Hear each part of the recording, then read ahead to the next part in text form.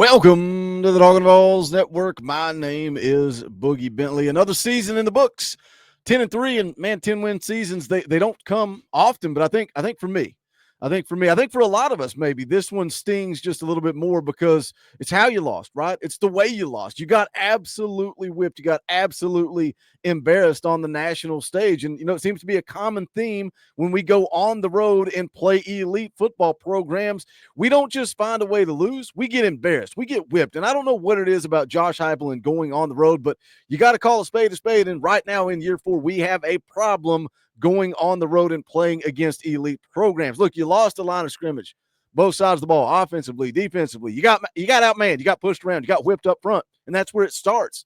But I think their skill guys also played their tails off. I think Chip Kelly schemed up Tim Banks all night long, made it even easier for those skill guys. Will Howard had his career day, which tends to be something that we do, especially when Tim Banks defense, when we don't get aggressive, we just let that quarterback sit back there all day and just pick us apart. Is what it is. 24 of 29 for 311 yards, 2 touchdowns and an interception. We got out-coached. We got outplayed. Give Ohio State their credit, man.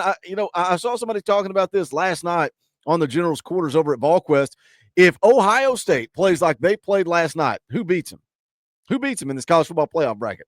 I don't know that anybody beats them if they show up and they play like they played last night. They outgained Tennessee 473 yards to 256, held us to 3.4 yards per pass, 3.9 yards per rush. Again, you just got flat out whipped, and that's why it's hard as we sit here less than 24 hours after the loss and put any kind of positive perspective on year 4 under Josh Heupel because of the way you went out. It leaves a sour taste in your mouth. I hate it. I hate it for guys like Dylan Sampson. If that's his last game for the University of Tennessee, I hate that he had to stand on the sideline and couldn't give it a go. I hate that he had to sit there and watch the way this went down. I hate it for some of these seniors, man.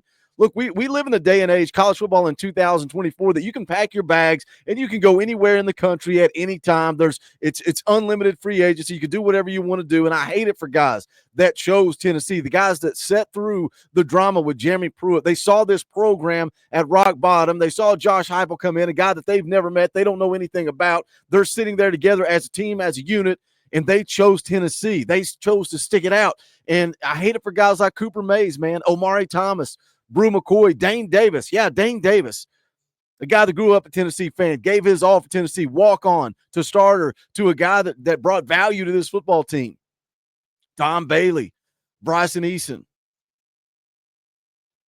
Somebody tried to make the comment yesterday and say, Boogie, stop talking about how these seniors left this program better than it was. They didn't. Give me a break. These seniors left this program. They're going out, putting Tennessee football back up at the top of the mountain. Yes, we're not where we want to be, but you got to give these seniors credit. They left this program way better than they found it. We were at rock bottom. But again, we're less than 24 hours after a total beatdown of Ohio State, 42-17. We've had a night to sleep on it. Try to let the emotions settle. I don't know that the emotions of the game, the loss, are gone. We're going to try to put some perspective on it. Easy for me to say. This is the day after Ohio State. We're going to get into it. As always, I need y'all to do that YouTube stuff for me. Smash a thumbs up below the video. It's quick, free, easy. It helps the channel. I would greatly appreciate it. We can agree. We can disagree, but I would appreciate a thumbs up. If it's your first time here, welcome to the Talkin VAWLS Network. We're not experts here. We're not insiders. We're not reporters, media, journalists. What we are is fans. We are just like you. For the fans, by the fans. If you like what we do, make sure you subscribe. Click the bell for notifications. You're not going to miss out when we go live or when we drop a video. Yes, the season ended last night. We continue covering Tennessee football all day, every day, right here on the Talkin VAWLS Network. We'll focus on the transfer portal. We'll start talking recruiting. Coach A is going to come on and do some film breakdowns of guys we add via the portal, guys in the class of 25, guys in the class of 26. When we get live commitments, we're going to cover them right here on the Talkin VAWLS Network. We need your support throughout the offseason. So make sure you subscribe, do all that YouTube stuff, hit the join button down below. All that is much appreciated. But let's talk about this game. Again, total domination here. Total domination by Ohio State, 42-17, but it wouldn't be Tennessee if they didn't give you that little bit of false hope, right? A little bit of a comeback, a little bit of false hope. You just got whipped in the first quarter, and we talked about going into this game.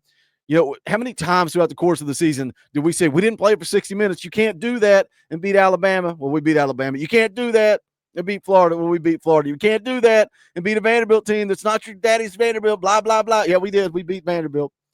But we still sat right here and said the same thing going into the Ohio State game. You can't let them jump on you quick. I think I said in the tailgate show, you can't let them put 14 on you early. It can't be 14-0 to start the game. Well, it wasn't. It was worse. It was 21-0. Ohio State was a perfect 3 for 3. 5 plays for 75 yards, 5 plays for 68 yards, 7 plays for 58 yards. It's 21-0 right out of the gate. Tennessee has 2 3-and-outs. We have a negative 11 total yards.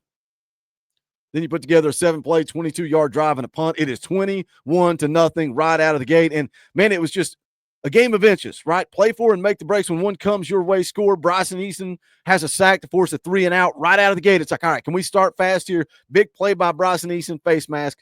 What's the result? Touchdown. Next drive, Ohio State gets down there on the goal line. They fumble the exchange. The running back has one hand on the football behind his back, somehow manages to hold on. Next drive, Ohio State fumbles a punt, immediately falls on it. It's just one thing after the next. When the game or the breaks go against you, put on more steam. Nothing went our way, and Ohio State capitalized. And again, give Ohio State their credit. They dominated Tennessee. I felt like Chip Kelly dominated Tim Banks all night. And we said again, going into the game, you got to be aggressive. You got to get after the quarterback. You got to put pressure. What is it about Tim Banks in these big-time games going on the road that all of a sudden our defense changes? It's soft. It's weak. We're not aggressive. We don't pin our ears back. But when we did get aggressive, it felt like Chip Kelly, either he schemed Tim Banks up or he had guys go make plays. Jeremiah Smith, this wide receiver core for Ohio State's the best in the country. We said it going into the game, said it coming out of the game. They made plays. Your offense at that time, Nico was 0 for 4 in the first quarter. This is the first quarter, 0 for 4, and sacked for almost 20 yards lost. DeSamp had 2 carries for 6 yards. No protection. You missed Dante Thornton over the middle early, but you have no time to see him. You had 16 total yards at the end of the first quarter. But when the game or the breaks go against you, don't let up, put on more steam. We got a little momentum shift. You're down 21-0. Ohio State's driving again. Tennessee goes 9 plays, 62 yards, and a touchdown after the Will Brooks interception. What a play by Will Brooks. You get points on the board with a field goal there. Excuse me, not a touchdown. Field goal after the interception. Nico hit a couple of nice throws to Brew McCoy. Squirrel White got bailed out by the roughing the passer call, but you add 3 points. It's 21-3. Then your defense gets a little life. You come out, you go 3-and-out. Tennessee responds by going 16 plays, 79 yards in 4 minutes and 3 seconds. Nico carries the rock 6 times for 21 yards on that drive, gets the touchdown carry. He also this seems like the only part of the game where Nico really got in a rhythm throwing the football. He completed passes on that drive to Braylon Staley, Brew McCoy, Miles Kitselman, Dante Thornton. All of a sudden, it's 21-10 at the half. You know Tennessee's going to receive the football coming out of the locker room, and you got a little hope here. If you can go score, you can make it a game. You had a shot. If you could win that middle eight, you could make it a football game, but you don't. You don't do that. You go out and you trade 2 punts and a turnover on downs for 3 straight scoring drives for Ohio State, and that's all she wrote. You can go look at the stat lines. It's ugly. It's ugly. You just got whipped. You got whipped by Ohio State. It is what it is. The season is over, and I get it. We're less than 24 hours out from the loss, and it's hard to put a positive spin on this. And I'm going to get railed, and I'm going to get called a sunshine pumper, and it's going to be this, that, and the other. But the reality is, when you look where we came from and where we are, you're crazy to not see the positive. Josh Heupel, 37-15 now in 4 years at Tennessee. That's after going 7-6 in year one. 6 losses in year one. Yeah, there's a big asterisk beside that because Josh Heupel took over an absolute dumpster fire. When Josh Heupel took over at Tennessee, we're talking as fans, we're saying this could be 6 or 7 years. 6 or a 7-year rebuild because this roster is depleted. This roster is destroyed. We are at absolute rock bottom. Those 6 losses in year one, you flush those. All of a sudden, his record looks pretty good. I think it looks pretty good anyway. 37-15 in 4 years. But after that first season, you get 11 wins in 22, 9 wins in 23, and now 10 wins in 2024. How many 10-win regular seasons have we seen since Philip Fulmer left this program? 2. And both are under Josh Heupel. So we want to talk about where we've been, 20 years of misery, and now all of a sudden we're irate, and I get it. It's the expectation is not to just make it to the college football playoff. But you don't think Josh Heupel's hurting? You don't think this coaching staff is hurting? You don't think these players are hurting? They're not accepting this. You know, we as fans saying, hey, man, 10-2 college football playoff, everything else is icing on the cake. Not for this team. This team wanted an SEC championship. They wanted a national championship. They're not satisfied with this. But I think as fans, you got to sit down and realize where we were at and where we are going. Johnny Majors, 10-win regular seasons. Johnny Majors was here for 16 years. We call Johnny Majors a legend, a legend. We got the Johnny Majors Classic. We're saying attack, attack, attack. Make that guy out to be a legend. 16 years. He had 2 10-win seasons. 16 years, he had 2. Josh Heupel's been here 4 at absolute rock bottom, and it's not good enough. Bill Battle had 3 10-win seasons. Doug Dickey, 0. A big old goose egg for Doug Dickey. A lot of us were spoiled by Philip Fulmer. I get it. Expectations, they change, they shift. What needs to change going into 2025? Because I can sit here and I can say I'm happy with 10-2 college football playoff. That's not the expectation. That's not the goal. So what does Josh Heupel have to do to take that next step, right? What does Josh Heupel have to do to fix this problem on the road? Ryan Shumpert had a great tweet I saw this morning, said in Tennessee's 3 losses this season, the Vols passed for 143 yards per game, had 2 pass plays over 20 yards. Priority number 1, fix the passing attack. Now, where does that start? Is it wide receivers? Is it Nico? Is it the offensive line? Because you can look at the numbers last night. Nico's stat line looked absolutely atrocious throwing the football. Nico carried this football team on his own, on his back. Any offense that we got was because of Nico. He got absolutely no protection, no time, no help. So is the problem Nico? Is the problem the offensive line? Because we talked about it on the postgame show last night.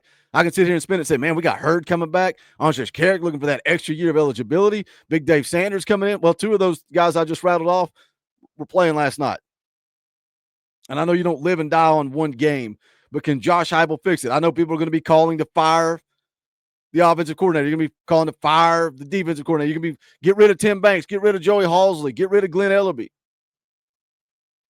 And that's fine if you think that that's the answer. I don't know what the answer is, but something has to change for us to take that next step. Is it as simple as matching Jimmy's and Joe's? Is it as simple as getting the horses that Ohio State has? Switch rosters. Who wins the game? Heupel or Ryan Day? Is it Jimmy's and Joe's? Is it X's and O's? It's a combination. We're going to continue to talk about it right here on the Talkin VAWLS Network tonight, 6:30 p.m. Eastern Time. We're going to play EA Sports College Football. We're going to have some drinks, and we're going to have a good time. We're going to talk about this football season. We're going to talk about where we go from here. If you're frustrated, come hang out. It's a laid-back, chill stream. I thought this would be better with the scheduling because we got Christmas Eve coming up this week on Tuesday, Christmas on Wednesday. So we're going to do the EA Sports College Football stream tonight. Come hang out. Come join us. Again, we're going to continue to cover recruiting. We're going to continue to cover the transfer portal. Some of you guys last night, you begged. Boogie, why don't you guys do some basketball post-game streams? Maybe we will.